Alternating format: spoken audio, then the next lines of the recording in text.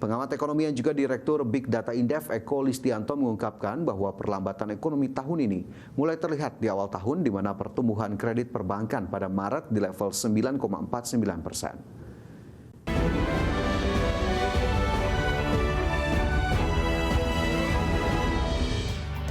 Pemirsa, perlambatan ekonomi diperkirakan akan mulai terlihat seiring melemahnya beberapa faktor pendorong ekonomi seperti pertumbuhan kredit perbankan. Pengamat ekonomi yang juga Direktur Big Data Indef Eko Listianto mengungkapkan bahwa perlambatan ekonomi tahun ini mulai terlihat di awal tahun di mana pertumbuhan kredit perbankan pada Maret di level 9,49%. Ia mengungkapkan pada kuartal pertama tahun ini pertumbuhan ekonomi diperkirakan sedikit di bawah capaian kuartal 4 2025 yang mencapai 5,39%. Ia juga menyebut lemahnya pertumbuhan kredit yang berada di bawah double digit akan berpengaruh besar pada dorongan perekonomian.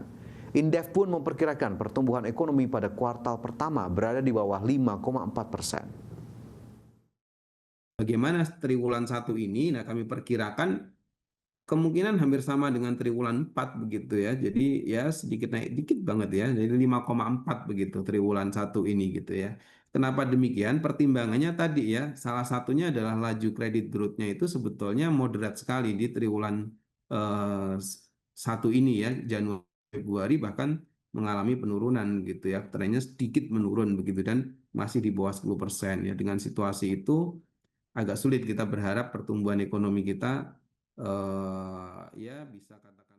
Masih bersama kami di Prime Market Highlights, pemirsa, kita ke informasi mancanegara. Militer Amerika Serikat akan mengevakuasi kapal-kapal yang terjebak di Selat Hormuz agar bisa melanjutkan perjalanan mereka. Presiden Amerika Serikat Donald Trump menyebut banyak negara di dunia yang meminta bantuan Amerika Serikat untuk membebaskan kapal dari Selat Hormuz. Militer Amerika Serikat akan mulai operasi untuk mengevakuasi kapal-kapal yang terjebak di Selat Hormuz pada Senin pagi waktu setempat. Presiden Amerika Serikat Donald Trump menyebut armada kapal perang akan memandu kapal-kapal tersebut sampai dengan keluar dari zona bahaya di Selat Hormuz. Amerika Serikat mengambil langkah memadukan kapal-kapal yang terjebak karena puluhan ranjau telah disebar di Selat Hormuz. Menurut Trump, misi pembebasan kapal dilakukan agar kapal-kapal yang terjebak di Selat Hormuz dapat dengan bebas melanjutkan pelayaran mereka. Trump juga mengklaim banyak negara di dunia yang meminta bantuan Amerika Serikat terkait masalah ini. Di sisi lain, Amerika Serikat telah mengirim jawaban atas 14 poin perdamaian terbaru yang diajukan Iran. Proposal ini dikirim Teheran melalui Pakistan sebagai respon atas rencana damai 9 poin yang sebelumnya didukung Washington. Dan berbeda dari pendekatan Amerika Serikat yang fokus pada perpanjangan gencatan senjata selama 2 bulan. Iran kini mendorong penyelesaian permanen konflik dalam waktu 30 hari. Berbagai sumber untuk IDXNO.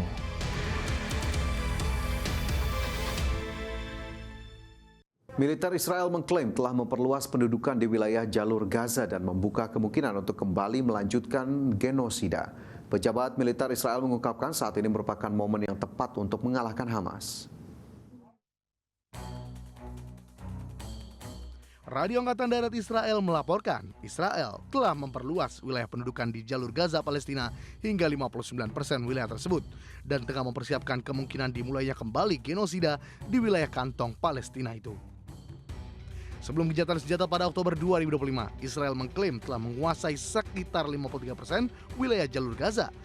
Namun kelompok perjuangan Palestina Hamas justru mengklaim militer Israel telah menguasai hingga lebih dari 60% wilayah pesisir Palestina tersebut. Pejabat militer senior Israel telah mendesak dimulainya kembali pertempuran di jalur Gaza dan meyakini bahwa saat ini adalah waktu terbaik untuk mengalahkan Hamas. Radio militer Israel juga melaporkan adanya persiapan militer untuk kemungkinan dimulainya kembali pertempuran dan mencatatkan bahwa tentara telah mengurangi kekuatan di Lebanon Selatan serta mengarahkan kembali brigade reguler ke Gaza serta tepi barat. Disebutkan pula bahwa Komando Wilayah Selatan telah menyelesaikan rencana operasional dan siap melanjutkan pertempuran jika diperintahkan oleh kepemimpinan politik.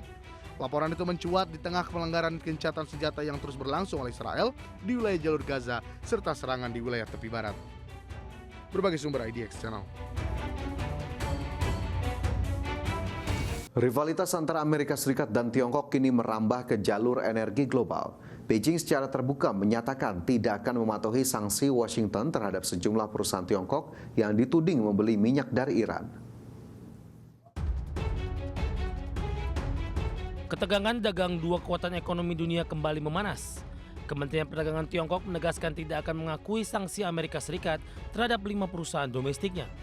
Beijing menilai kebijakan Washington tersebut melanggar hukum internasional dan menghambat aktivitas dagang normal, di mana Tiongkok sendiri merupakan pembeli utama minyak Iran melalui kilang-kilang independen yang memanfaatkan harga diskon guna menekan biaya impor energi di tengah pemulihan ekonomi domestik yang masih rapuh.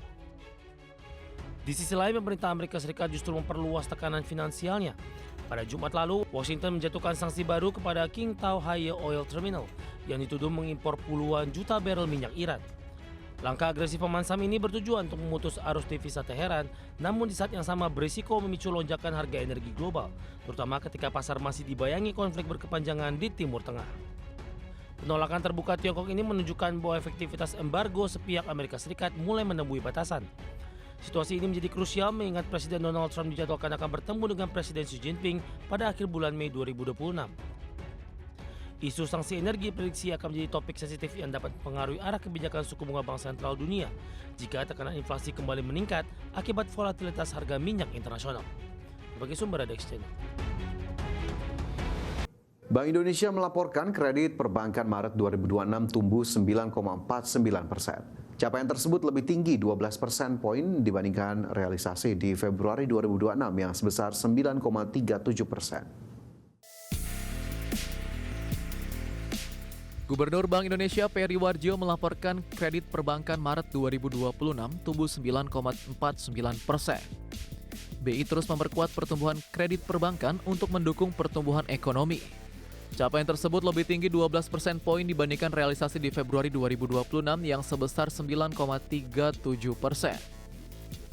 Berdasarkan kelompok penggunaan, perkembangan ini didukung oleh kredit investasi, kredit modal kerja, dan kredit konsumsi pada Maret 2026 yang masing-masing tumbuh sebesar 20,85%, 4,38%, dan 5,88%. BI memperkirakan pertumbuhan kredit 2026 tetap terjaga pada kisaran 8 hingga 12% dipengaruhi oleh sisi permintaan dan penawaran. Kredit perbankan pada Maret 2026 tumbuh sebesar 9,49%, lebih tinggi dibandingkan dengan pertumbuhan pada Februari 2026 sebesar 9,37%. Berdasarkan kelompok penggunaan, perkembangan ini didukung oleh kredit investasi, kredit modal kerja, dan kredit konsumsi yang pada Maret 2026 masing-masing tumbuh sebesar 20,85%, 4,38%, dan 5,88%. Bank Indonesia memperkirakan pertumbuhan kredit 2026 tetap terjaga pada kisaran 8-12%. Dari sisi permintaan, pemanfaatan dan pembiayaan perbankan masih dapat ditingkatkan, terutama dengan mengoptimalkan fasilitas pinjaman yang belum digunakan yang masih cukup besar, yaitu mencapai 2.527,46 triliun atau 22,59% dari plafon kredit yang tersedia. Tim Liputan IDX Channel.